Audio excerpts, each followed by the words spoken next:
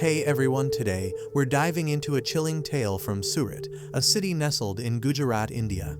A luxurious home in the upscale neighborhood of Parle Point, where a well-known businessman, Dishit, lived the high life with his family.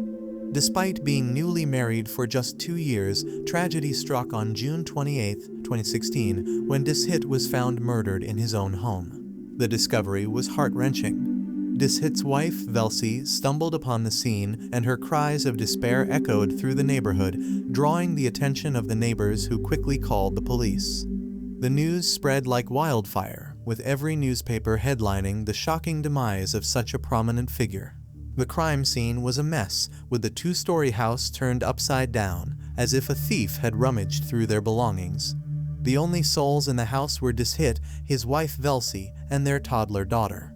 With the neighbors clueless and the daughter too young to understand, all eyes were on Velsi, the sole witness. But the poor woman was shattered, her world torn apart by her husband's untimely death. The police were at a standstill, knowing that only Velsi's testimony could shed light on the mystery. They decided to wait, giving her time to gather herself. As days passed, relatives poured in, offering a shoulder for Velsi to lean on. Finally, after 4 days, Velsi found the strength to speak, and the investigation resumed with her crucial account. Velsi tells the police that on the night of June 27th, her husband, and their daughter went to a relative's house for dinner. After dinner, they returned home around 9:30. She took her daughter to the first floor where their bedroom was, and Dishit Jariwala followed her. At that moment, Dishit Jariwala remembered that he had forgotten to turn off the lights in the parking area, so he told his wife that he would go back to turn off the lights. With the help of stairs, Dishit returns to the parking area and turns off the lights. Meanwhile, Velsi was waiting for her husband. It had been about 5 to 10 minutes since he had gone downstairs, but Dishit had not yet returned upstairs. Velsi calls out to him, but there is no response. Velsi starts to feel a little scared as to why her husband has not returned upstairs yet. So she lays her daughter on the bed and goes downstairs herself. That's when she sees 3 masked men coming upstairs, with one of them holding a knife to Dishit's neck. Seeing this, Velsi gets scared, and 2 of the masked men take off all the jewelry she was wearing. Then one of the men locks Velsi and her daughter inside the bathroom. After that, Velsi does not know what happened next because she was locked in the bathroom. After spending about an hour in the bathroom, when the noise from outside stops, Velsi thinks that the thieves might have left, so she breaks the door of the bathroom, which was actually made of glass, and shatters. When Velsi comes out of the bathroom, she sees her husband lying on the floor with blood all around him, clearly indicating that he had been killed by the thieves. Upon seeing her dead husband, Velsi starts crying loudly, and hearing her cries, the neighbors also come there. After taking Velsi's statement, the police start their investigation in this whole case. Only Velsi was the witness, so the police also suspect Velsi and try to find out whether they actually went to a friend's house for dinner that day or not. Then the investigation reveals that they both actually went to have dinner at a friend's house where their parents also lived, and they had gone abroad just a few days ago. After this, the police continue their investigation and find a clue, after which the real murderer is revealed in front of the police. The police had found 6 such clues, after which they easily reached the murderer. On the other hand, the condition of the Velsi was very bad. She cried so much that she fainted several times, and everyone thought that her life was ruined, and now the future of her child was in danger. In reality, she was the killer. She killed her husband because there was only one witness to this murder, which was Velsi herself. The police quietly started gathering evidence against Velsi, and in the end, she turned out to be the real killer. In the quiet of the interrogation room, Velsi's web of deceit began to unravel. The police had meticulously pieced together the inconsistencies in her story, revealing 6 distinct falsehoods that painted a picture far removed from the innocent facade she had presented.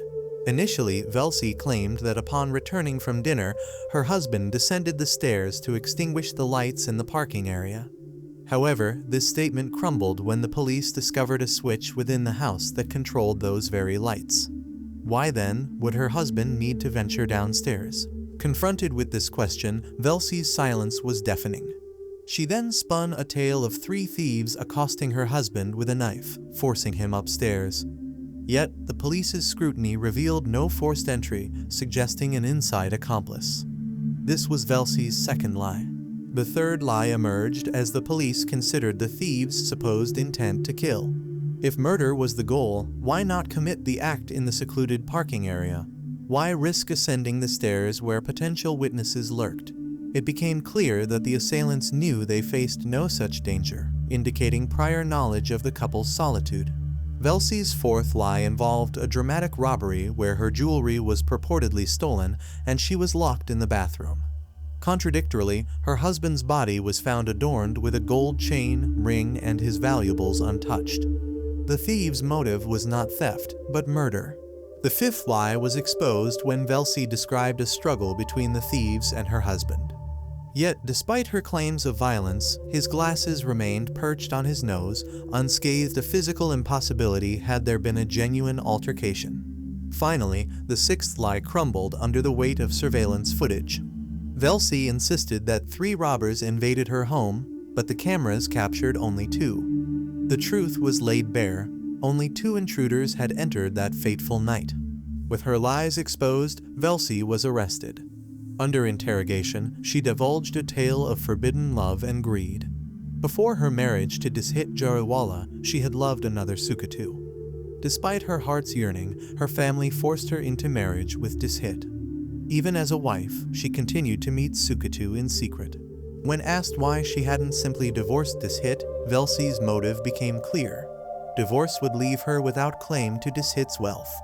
Thus, a sinister plot was hatched with Sukatu and an accomplice to murder her husband, ensuring her inheritance. After her arrest, Velsi confessed the real reason behind the murder. She was in love with Sukatu before marrying Dishit, but her family forced her to marry Dishit for his wealth. She didn't divorce Dishit because she wanted his property, so she and Sukatu planned to kill Dishit. When they returned home, Velsi left the front door unlocked for the thieves. They attacked Dishit, and when he died, Velsi let Sukatu take her jewelry. Then they made it look like a robbery and called the police. And that's the shocking truth behind Dishit's murder. Thanks for joining us on this journey. If you enjoyed the story, don't forget to like and subscribe for more intriguing content.